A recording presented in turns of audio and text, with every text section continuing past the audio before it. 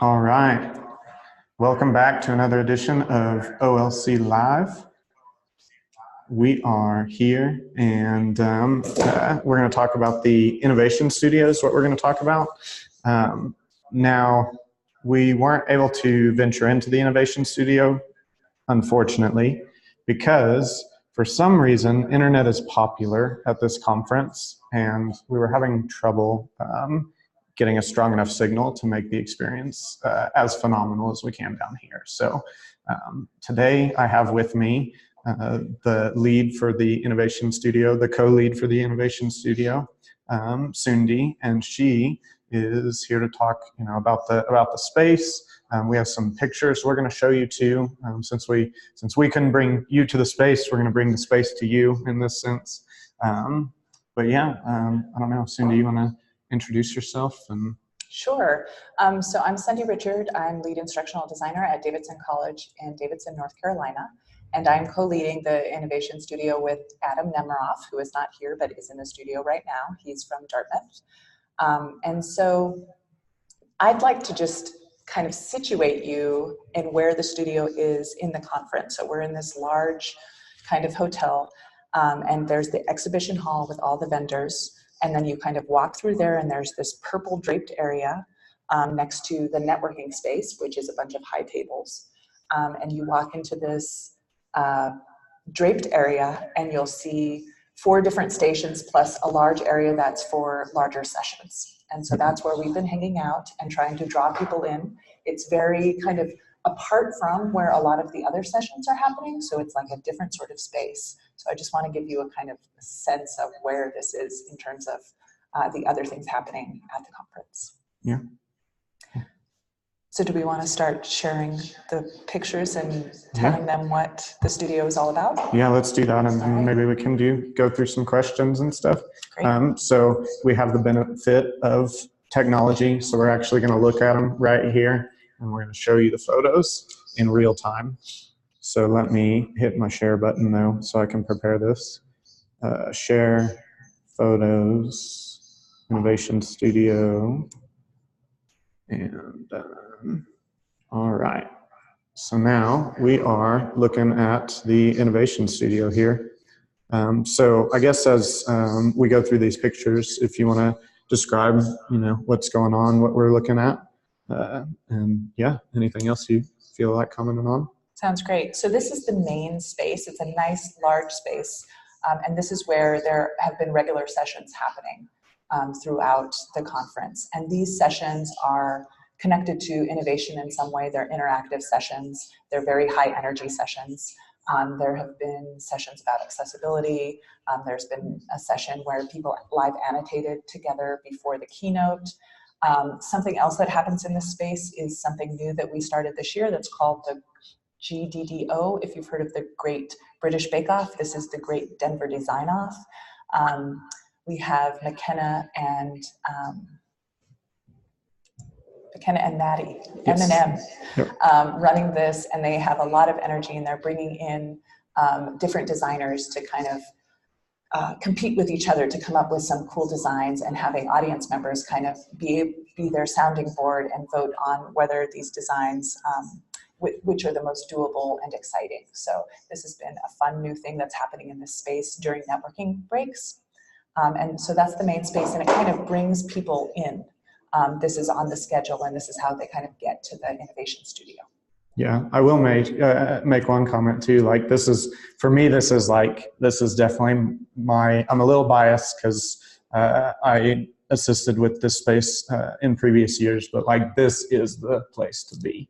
Like this is where I like to go to hang out with folks in the downtime. Like I just love the people that come to the space, and I love the topics, and I just love all of these things together. So yeah, in past years we've also had different specializations that come into the space too. So this year I believe there's also those specializations as well. So what are we looking at in terms of these photos here, where I guess which specialization, which room is this? So there's 4 different kind of breakout room spaces or specializations. And what we're looking at here is the design thinking station. Mm-hmm. And in the design thinking station, we have Daniel Trego from Michigan State and Luke Bennett from Clemson University, not sure. I'll say both so that I'm covering all bases. And what they're doing is asking people to bring a design problem in, and they will talk through the design problem with you and kind of take you through a couple activities that will help you come up with some ideas to take back with you. So they've had people just wander in and come up with, what was the last idea I heard? How to encourage peer interaction in an online math class. Mm-hmm. And so they really just talked through putting the challenges aside. They went through an exercise where they kind of thought big and like, what kind of things could we do even without all the without all the barriers, and then kind of bringing in the barriers and figuring out what's actually possible to do. Mm-hmm. So yeah, they've been doing it. They also, I don't know if you can see, but their space is very neat and colorful, and there's areas for Post-its over there on the left, right? And they have, they've used colored tape to kind of map out how they go through this design thinking process in this short period of time as people kind of just stop by. Cool. That sounds awesome. So what's this space over here? I see Angela is very excited. There's a lot of excitement in that space. So this is directly opposite of design thinking, and it kind of was, it kind of grew out of the design thinking spot. The ideas for this space really came from taking part last year and thinking about what we could do to bring in actual designers to kind of share what they do with folks. And so Daniel Lyons is leading this space, and it's called Designer in Residence. So he's asked across OLC different people to volunteer to come in and talk about what they do about for 45 minutes and just be available to folks. And it's been a really big success, I think, as you can see here. It really just becomes like a place where people share their work and talk to other people. And there's been a variety of folks in there. You might have seen on Twitter that, we had a member of the board, Tanya Houston, who's an awesome sociologist and researcher in online education, and she talked about some of her most recent projects. As you can see in there, there's Angela Gunder, there's Matt Croslin, Jeremy Dean from Hypothesis did a 45-minute session, as did Nate. So there's just been a great mix of people in there, and you can always stop by and learn something new. Yeah, cool. And we even have our tweeter right now, who's hanging out, was in the space too when these pictures were taken. Oh yes, they're well, yeah, I don't know what was happening then, but I hope it was helpful. One thing I will say about the Innovation Studio space is there's a lot of conversation happening. Like, it's just a place where you go and you find people and you sit and you can either take part or not. It's for introverts and extroverts. Yeah, listen, participate, whatever you want to do. Yeah. Cool. Well, we have this space here. And the great leaders of this space are hiding. Yep, you can see a leg over here. But you can see that they've really put a lot of time and effort into this space. Christy O'Neill Gonzalez is the lead in this space, and this is the inclusion design space. And she's really about bringing accessibility, helping faculty members, other designers think about accessibility in new ways, and making sure that it is part of design at every step of the way, and figuring out like how to do it in the ways that you can, not being overwhelmed with it, ways to start, ways to expand on what you're already doing. And so she brought this great, I forget what she calls it now. There's a word, glyph. Yeah. That's what it is. And it's basically a felt thing that she painted with mountains. And as you can see, there are birds there, and there is a train going across the mountain, and then there are flowers down at the bottom. And what she's done, this is a data visualization. She wants to get data on what people are doing and how people feel about the work that they do in accessibility, and what kind of challenges they're facing and what kind of successes they're having. So she's been asking folks to come in and put their experiences color-coded on this glyph. And this is her data visualization, so that she can quickly look at it and think about where people are at in terms of their work with inclusive design and accessibility. It's awesome. Yeah, that's another reason I love this space, because people bring like these ideas that like I would have never thought, right, to like do this per se, and it's so wonderful. It's awesome, and I love looking at it so I can see like where people fall, in relation to these topics as well. So And it really gives you a sense of like how many people are actually visiting that space and sharing their ideas and giving, um, you know, their experiences to the collective experience of the space. yeah, So cool. All right. and then the fourth space, there's only good-looking people in this space. So this is the reflection space, and this is also kind of coming from the storytelling space from last year, but also trying to give another. We have the wonderful Serenity Lounge that offers people a space to just kind of take a breath and have some quiet and have just a time to think and to sit and to be comfortable and not to feel like you have to be on. And that's the reflection space. So it's a fairly open space. But this morning I had a wonderful conversation with Laura Taub from Eulenberg, and Keegan was there as well. He's the one that took the photo, but he was there having the conversation with us. And this space is really just to reflect on your experience at the conference. What are you learning? What are you thinking about? What are other people learning? What are they thinking about?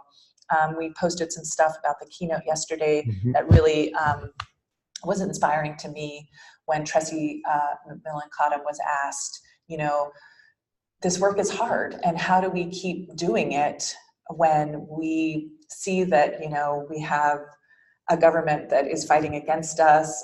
There's different power structures that are happening that make it feel like things are going in the wrong direction and that we can't really see the positive things that are happening. And so how do we keep doing this work? And she suggested this idea of pragmatic hope. And that you have to be constantly ready for that moment to happen when there is movement in the way that you want it to happen. And you have to be ready for it. You can't just wait for it or give up or, ignore it. So I really like that, and I really want to see what other people are thinking about that. So that's our call out to people today. Yeah, I really like what we were talking about too. What are ways you remain ready to when the need arises, right? Like when these things are coming up, like, because to me, I don't necessarily like think about that per se in the same sense that I would, any other pieces of work, right? And like, yeah, it's awesome to like be with this group of people and continue, deeper into the specifics of how we can make positive change in education and stuff. So, yeah. Absolutely. Well said. So the other part of the reflection space is we have postcards and we have planter cards where you can plant a card that you send yourself and it will grow into something. So that idea is, what messages do you have for yourself as you leave the conference? You write them out and you put them in a box and we're going to send them to you. Very analog, but I think it's always exciting to get snail mail. So people have been totally contributing to that. The box is getting full, so I'm very excited. That's awesome. Yeah. I still need to do one too. That's cool. Well, cool. So that's the space. Yeah. So I would be happy to answer any other questions or thoughts about it as well. Yeah. Well, I'm curious as to like, as you've been planning this year and stuff, or as you've been experiencing this year, what's been either a standout, like either feature or experience, or just maybe something that has been your favorite and something that you like really, really love and will take back with you to either in your work or just experience and memory, or what is it? Well, I will say, this morning in the reflection area, I was able to talk through some of the things that were challenging me at my institution, and I wrote myself a postcard about my next steps for that, so that I'm sure to follow up with them. And being able to bounce ideas off other people who are in similar or different positions really, really helps. And I think that is one of the strongest experiences at OLC, is the community. And we are talking about the fact that there are different communities here. There are different interests, and that's okay. There's enough here that you can exist and you can try out possible communities that you're not a part of already, but that there will be enough of hopefully what your interests are to find other people who are doing those things and to really be able to grow and to figure out how to do that in new ways. And so I think that's a huge part of what I love about being part of this this conference and OLC. And I will say, like, being on the steering committee for the first time and hearing some of the back conversations, like how much care goes into the planning and really just making this an inclusive space is really important to me. And I will take that away and know that I didn't really realize that so many people cared about that, and we're really feeding into that when the planning is actually happening. And people are open to like new ideas. I mean, Keegan said he participated in the innovation studio, but like he was a key figure into making that space a space where people wanted to come during the conference and take downtime and meet new people and meet people that they knew, and really has fed into that whole idea. So it's great. Yeah. Cool. Well, are there, I don't know, any other questions, any other thoughts? How are we doing on time? Because I feel like we're doing well. We're doing well. It's been 15 minutes. Yeah, that's awesome. Yeah. Anything that you're still looking forward to coming up as we begin to wind down in the next day and a half? So the escape room is happening on Friday, which is kind of exciting. And I don't know if you all are doing anything on OLC Live about the escape room. You are? So I've never been part of an escape room. And so I'm looking forward to it for that reason, but also just the care and the thought that has gone into it. So I'm just really excited to see what that looks like on Friday. Yeah, I accidentally, I was going to pick up some equipment for one of the other activities happening later, and I accidentally went into the room where Maddie, I guess, was like, had her plans like out in one of the back areas, and I was like, oh, I can't see this because I'm gonna partake this tomorrow as well. So I'm jazzed. I'm so excited for it. So yeah, I'm looking forward to that.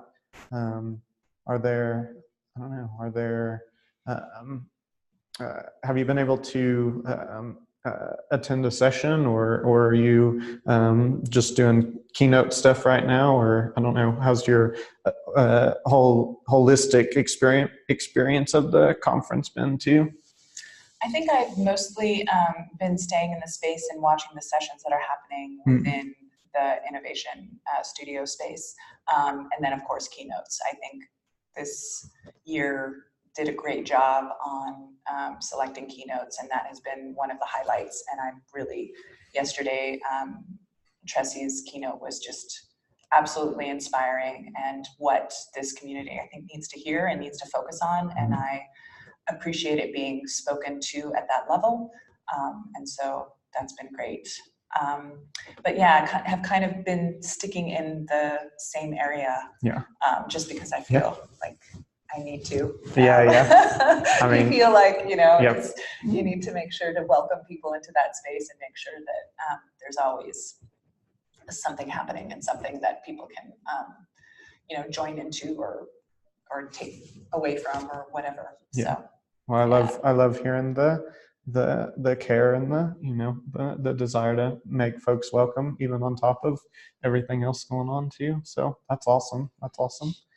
Today I am going to one session at 11 because it's something that I love and have participated in the past, and that's the news on Wikipedia. So really contributing to Wikipedia, local newspapers. So this is work that Mike Caulfield has done, and Amy Collier has done at Middlebury, and Sarah, and I don't know her last name, is leading the session today from Middlebury. So that should be a very interactive session where people are coming in. If you don't know how to edit Wikipedia, you're able to get some help with that, and we're step by step trying to make the web a better place. Yeah, that's cool. Yeah, it's fun to see, to hear about like those tangible pieces too, right? Because you're getting like right then and there, some of those things. And, you know, in our line of work, it's not always right then and there. Sometimes we're planting seeds that grow and grow for a while. But yeah, that's awesome. That sounds really cool. So cool. Awesome. I think our own John Stewart is going to be there too as well. Yep, he's not shaking it. He's nodding excitingly. Excuse me. Got to get my words straight there. Yeah. So. You know Sarah's last name. Okay. We'll tweet it out later. Yeah. Yeah. Cool. Well, awesome. All right. Well, thank you very much for joining us for this episode of OLC Live. This has been one that I've been looking forward to a long time because, you know, even though I get to like see some of the back end and stuff, it's awesome to hear Cindy's thoughts as like we go through how the lead up and how it's going during the conference and even the things yet to come. So thank you very much, Cindy, for joining us. Thank you, and enjoy the rest of the conference. Cool. Woo, woo. Excellent.